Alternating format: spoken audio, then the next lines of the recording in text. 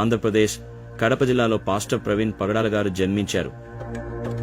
తల్లి క్రిస్టియన్. ఆమె క్యాథలిక్ విశ్వాసురాలు. తండ్రి ముస్లిం. వీరికి 2 కుమారులు. చిన్న కుమారుడు పగడాల ప్రవీణ్. వారి భక్తి జీవితం నమ్మకాలతో, మొక్కుబడులతో ఉండేది. ప్రతి శనివారం చర్చికి వెళ్లేవారు. సంవత్సరానికి 2 సార్లు ప్రభుబల్ల తీసుకునేవారు. అలాగే ప్రతి సంవత్సరం వారు తమిళనాడులోని నాగపట్నంలో వేలాంగిని మేరీమాత చర్చికి వెళ్లి మొక్కుబడులు చెల్లించేవారు. గుండ్లు కూడా కొట్టించుకునేవారు.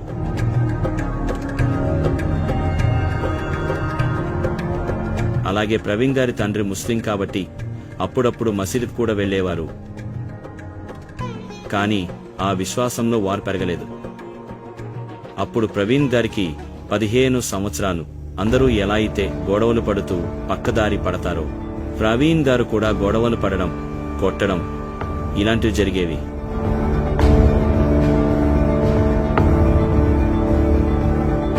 తల్లిదండ్రులు కూడా ప్రవీణ్ గారి అల్లరి ఎక్కువ అవడంతో ఆయన వ్యసనాలకు లోనవుతారేమో అని ఆయన్ని హాస్టల్లో చేర్పించారు. ప్రవీణ్ గారు 6వ తరగతిలో ఉండగానే హాస్టల్లో చేరారు. హాస్టల్లో చేరిన తర్వాత ఎన్నో ఇబ్బందికరమైన పరిస్థితులు ఎదురయ్యాయి.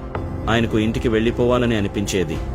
ఇంట్లో వాళ్ళ ఆప్యాయత, ప్రేమను మిస్ అవుతున్న ఫీలింగ్ ఉన్నప్పటికీ తప్పనిసరి పరిస్థితుల్లో ఆయన హాస్టల్లోనే ఉండి చదువుకున్నారు.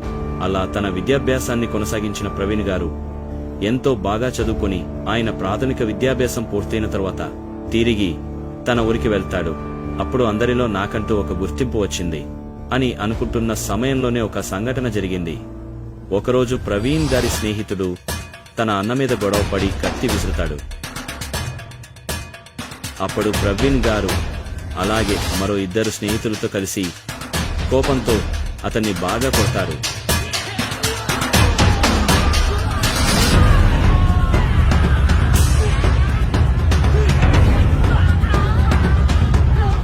కొట్టి చచ్చిపోయాడు అనుకుని పొదల్లో పడేసి వెళ్లిపోతారు. కాని ఆ కుర్రాడు చనిపోలేదు. మరుసటి రోజు ఆ కుర్రాడి తల్లిదండ్రులు ప్రవీణ్ గారిపై పోలీస్ కేసు పెట్టాలని అనుకుంటారు. అయితే ప్రవీణ్ గారి మామయ్య భార్య వాళ్ల అక్క ఆ సమయంలో సీఈగా ఉన్నారు. ఆమె సహాయంతో ఆ గొడవ కేసు అవ్వకుండా ఇరువురు మాట్లాడుకుని రాజీపడతారు. ఆ తర్వాత కొన్ని రోజులకి ప్రవీణ్ గారికి ఇక ఆ ఊరిలో ఉండకూడదు, వెళ్లిపోవాలి అని ఒక బలమైన వాయిస్ ఆయన మనస్సుకు వినబడుతోంది. 1996లో హైదరాబాద్కి ప్రయాణం అవుతారు. ఒక ప్రాంతంలో హాస్టల్లో ఉంటారు. ఒకరోజు తన ఫ్రెండ్ ఒక యూత్ మీటింగ్ కి పిలుస్తాడు. కానీ ప్రవీణ్ గారు వెళ్లకూడదు అని అనుకుంటాడు. కానీ ఫ్రెండ్షిప్ కారణంగా బలవంతంగా వెళ్తారు. కానీ కాథలిక్ కానీ క్రిస్టియన్స్ మీటింగ్స్ లో వారి విధానాలు ప్రవీణ్ గారికి నచ్చేవి కావు. కానీ వెళ్ళక తప్పలేదు. ఆ మీటింగ్లో నీవు ఈ ప్రపంచానికి వెలుగవబోతున్నావు అని ఒక వక్త మాట్లాడారు. అది విన్న తర్వాత ప్రవీణ్ గారిలో ఒక ఆలోచన మొదలైంది. నేను అందరి స్నేహితులతో కలిసి అల్లరి చిల్లరిగా తిరిగి ఎలా పడితే అలా ఉంటూ ఆవేశంతో ఊగిపోతూ వివిధ రకాల వ్యసనాలు చేసుకుంటూ ఎందుకు పనికిరాని వాడిగా సమాజంలో, కుటుంబం దృష్టిలో, నా దృష్టిలో కూడా ఉంటే నేను ప్రపంచానికి వెలుగు ఎలా ఇవ్వబోతాను అనే ఆలోచన ప్రవీణ్ గారి మనసులో విపరీతంగా అలజట రేపింది. ఆ ఆలోచనలోనే నిరంతరం ఆయన బ్రతికేవారు. ఇలా హైదరాబాద్లో కొంతకాలం ఉండి అక్కడే డిగ్రీ పూర్తి చేశారు. తర్వాత MBA చదవాలని అనుకున్నాడు. క్యాట్ ఎంట్రన్స్ ఎగ్జామ్ రాయాలి. ఒకరోజు బాప్టిస్ట్ చర్చిలో ఉపవాసం ఉండి ప్రార్థన చేస్తుండగా ప్రవీణ్ గారికి దర్శనం కలుగుతుంది. నువ్వు ఇండోర్ వెళ్ళు అని. ఇండోర్ ప్రాంతానికి వెళ్లి మతబోధన చేయి, నా మహిమల్ని ప్రజలకు తెలియజేయి అని ఆయన్ని ఆదేశించడం జరిగింది. అయితే ఇండోర్ ఎక్కడుందో కూడా ప్రవీణ్ గారికి అప్పటి వరకు తెలియదు. సడన్ గా ఆ కలలో ఆ ఇండోర్ అనే ప్రాంతానికి సంబంధించి ఆయన నెక్స్ట్ డే మ్యాప్ లో ఇండోర్ అని వెతికారు. ఆ ప్రాంతం మధ్యప్రదేశ్ రాష్ట్రంలో ఉందని తెలుసుకొని ఇండోర్ కి ట్రైన్ లో కేవలం ఒక బ్యాగ్ లో 2 జతల బట్టలు పట్టుకొని వెళ్లిపోయారు.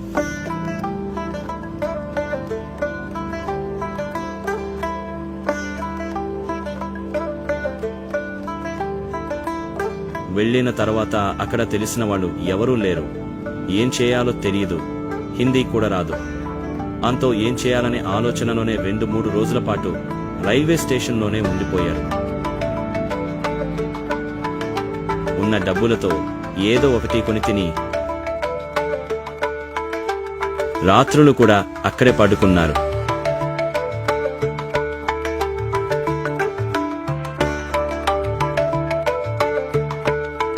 అలా ఉన్న సమయంలో ప్రవీణ్ గారు హిందీ నేర్చుకోవడంపై విపరీతమైన ఫోకస్ పెట్టారు.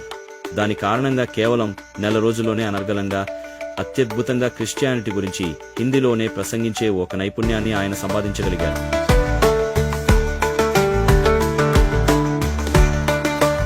హిందీలో అనర్గళంగా ఉపన్యాసం చేయడం, యేసు మహిమల్ని అత్యద్భుతంగా చెప్పడం చూసి ఎంతో మంది ఆయన మాటలకి మంత్రముగ్ధులవుతారు. హిందీలో అంత బాగా ప్రసంగించడం అక్కడి వాళ్ళు చూసి ఆయన హిందీ వ్యక్తి అనుకున్నారు. ఇతడు తెలుగు వ్యక్తి అని ఎవరు కూడా కనిపెట్టలేని స్థాయిలో ఆయన హిందీలో ప్రసంగం అత్యద్భుతంగా చేసేవాడు. తరువాత టీవీల వాళ్ళు కూడా ఆయన ప్రసంగాలను ప్రసారం చేసేవారు. ఇండోర్లో ప్రవీణ్ గారికి ఒక మంచి గుర్తింపు వచ్చింది. అక్కడ ఇండోర్లో ఒక పాస్టర్ ఉన్నాడు. ఆయనకి ఒక కూతురు కూడా ఉంది. ఆమె పేరు జెస్సికా. అయితే ఆ పాస్టర్ ప్రవీణ్ గారిని చూస్తాడు. ఆ పాస్టర్కి ప్రవీణ్ గారి ప్రసంగం నచ్చుతుంది. తర్వాత ఆ పాస్టర్ ప్రవీణ్ గారిని కలుస్తాడు. అతనితో మాట్లాడతాడు. వివరాలు అడిగి ప్రవీణ్ గారిని తన ఇంటికి ఆహ్వానిస్తాడు. తనతో పాటు ఉండమని చెప్తాడు. ఆ పాస్టర్ ప్రవీణ్ గారిలో ఉన్న ప్రతిభను గమనించి, అనర్గళమైన వాగ్దాటిని గమనించి, ఈ యువకుడు ఎలాగైనా యేసు గురించి, ఆయన గొప్పతనం గురించి ప్రపంచానికి చాటి చెప్పే అద్భుత వక్త అవుతాడు అని గ్రహిస్తాడు. అప్పుడు ప్రవీణ్ గారి వయసు 20 సంవత్సరాలు. యేసుక్రీస్తు ఆరాధనలోనే తన జీవితాన్ని గడుపుతున్న ప్రవీణ్ గారిని తమ అల్లునిగా చేసుకోవాలని పాస్టర్ భావిస్తాడు. అలాగే ప్రవీణ్ గారిని కూడా పాస్టర్ కుమార్తెని ఇష్టపడతాడు. పాస్టర్ కుమార్తె కూడా ప్రవీణ్ ఇష్టపడుతుంది. ఇద్దరు ఒకరికొకరు బాగా నచ్చడంతో వారి ఇష్టాన్ని గుర్తించి గౌరవించి ఆ పాస్టర్ ప్రవీణ్ గారి వాళ్ళ తల్లిదండ్రులతో మాట్లాడతాడు. పాస్టర్ తన కూతుర్ని జెస్సికా ప్రవీణ్ గారికి ఇచ్చి వివాహాన్ని జరిపిస్తాడు. వివాహం తర్వాత కొన్ని రోజులకు ప్రవీణ్ మరియు జెస్సికా దంపతులకు ఒక కుమార్తె జన్మిస్తుంది. కొంతకాలానికి ప్రవీణ్ గారి కూతురికి 5 సంవత్సరాలు. ఆ పాప విపరీతమైన అనారోగ్య సమస్యల కారణంగా ఆమె బ్రతుకుతుందా లేదా అనే పరిస్థితి కూడా ప్రవీణ్ గారికొచ్చింది. దాంతో ప్రవీణ్ విపరీతమైన వేదనకు గురయ్యారు. దేవుడి సేవలో ఇంతగా తలుస్తున్న నాకు ఈ కష్టాలేంటి, నా కుమార్తెకి ఈ అనారోగ్య సమస్యలు ఏంటి అని ఆ దేవుడితోనే ఆయన తనలో తాను మాట్లాడుతూ దేవునితో గొడవపడిన సందర్భాలు కూడా ఎన్నో ఉన్నాయి. కొన్ని రోజులకు దేవుని దయ వల్ల ప్రవీణ్ గారి కూతురుకి స్వస్థత కలుగుతుంది, ఆరోగ్యంగా ఉంటుంది.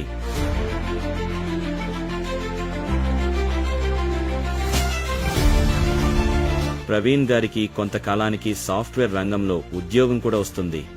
ఆయన స్థిరపడడానికి ముందు ఒక మ్యానుఫ్యాక్చరింగ్ యూనిట్లో పనిచేసిన అనుభవం కూడా ఉంది. మార్కెటింగ్ జాబ్ కూడా చేసేవాడు. అప్పటినుంచి తనకు వచ్చిన దాంట్లో కొంత మేర సమాజ సేవకు ఉపయోగించేవారు. అయితే ప్రవీణ్ గారి జీవితం వివాహానికి ముందు, వివాహానికి తర్వాత వేర్వేరుగా చూడవచ్చు. ఎందుకంటే ఆయన తన భార్యను విపరీతంగా ఆరాధిస్తారు. ఆయన చేసే సేవా కార్యక్రమాల్లో, తన వ్యాపార సామ్రాజ్య విస్తరణలో, తన మత ప్రచారాల్లో మత ప్రబోధకుడిగా ఎన్నో ప్రాంతాలకు పర్యటించి యేసు మహిమలను బోధించడంలో వీటన్నింటిలో కూడా ప్రవీణ్ గారి భార్య జెస్సికాది సహాయ సహకారాలు ఎంతో ఉన్నాయి. పైకి కనిపించేది ఆయనే, కానీ బ్యాక్గ్రౌండ్లో చేయాల్సిన వర్క్ అంతా తన భార్య చేస్తుంది. ఆయన గురించి ఎందుకు అంతమంది గొప్పగా మాట్లాడుకుంటున్నారు? దానికి కారణం ఆయన తనకున్న జ్ఞానాన్ని అందరికీ పంచిపెట్టాలనుకోవడమే కాకుండా వ్యాపార సామ్రాజ్య విస్తరణలో భాగంగా ఒక సాఫ్ట్వేర్ కంపెనీని స్థాపించి ఎంతో మందికి ఉపాధి కల్పించాడు. ఉపాధి కల్పించడం అక్కడితో ఆగకుండా మరో 2-3 సాఫ్ట్వేర్ కంపెనీలు స్థాపించి 100 మందికి ఉపాధి కల్పించాడు. ఆ సాఫ్ట్వేర్ కంపెనీల ద్వారా వచ్చిన లాభాలను కేవలం తన స్వార్థానికి మాత్రమే కాకుండా సమాజ సేవ కోసం ఉపయోగించాడు. ప్రవీణ్ గారు పేదల కోసం, బడుగు బలహీన వర్గాల కోసం, వితంతువుల కోసం, అనాథల కోసం, ఆర్థికంగా వెనుకబడిన వారి కోసం, రోగగ్రస్తుల కోసం ఎన్నో సేవా కార్యక్రమాలు చేశారు. ఆయన మారుమూల ప్రాంతాలకు వెళ్లి అక్కడ వైద్య సదుపాయాలు, విద్యా సదుపాయాలు అందించేందుకు కృషి చేశాడు. ఆయన అనాథల కోసం అనాథాశ్రమాలు, వృద్ధుల కోసం వృద్ధాశ్రమాలు కట్టించి వారి సేవలో నిమగ్నమయ్యారు. ప్రవీణ్ గారు కేవలం తన పిల్లలే కాకుండా ఎంతో మంది నిరుపేద యువతను తల్లిదండ్రులు లేని అనాథలను తన కుటుంబంతో సమానంగా చూసుకున్నాడు. ఆయన వారికి చదువు ఇప్పించి ఉద్యోగాల్లో స్థిరపడేలా చేసి వారి పిల్లలతో కూడా ఎంతో ఆప్యాయంగా ఉండే గొప్ప వ్యక్తిత్వం కలిగిన వ్యక్తిగా మారాడు. ప్రతి మగవాడి విజయం వెనుక ఒక స్త్రీ ఉంటుందన్న మాటను నిజం చేస్తూ ప్రవీణ్ గారు ప్రతి విజయంలో కూడా ఆయన భార్య జెస్సిక భాగమై ఉండేది. ఆయన అనేక సందర్భాల్లో తన భార్యే తన వెన్నుదన్నుగా నిలిచారని చెప్పుకున్నాడు. కానీ ఒకరోజు దురదృష్టవశాత్తు ఊహించని విధంగా ఆయన 2025 మార్చి 24 సోమవారం రాజమండ్రిలో కొవ్వూరు ప్రాంతంలో ప్రమాదవశాత్తు ఊహించని విధంగా ఆయన మరణించారు. ఏది ఏమైనా ఆయన ఆత్మకు శాంతి చేకూరాలని మనమందరం ఆ ప్రభువును ప్రార్థిద్దాం.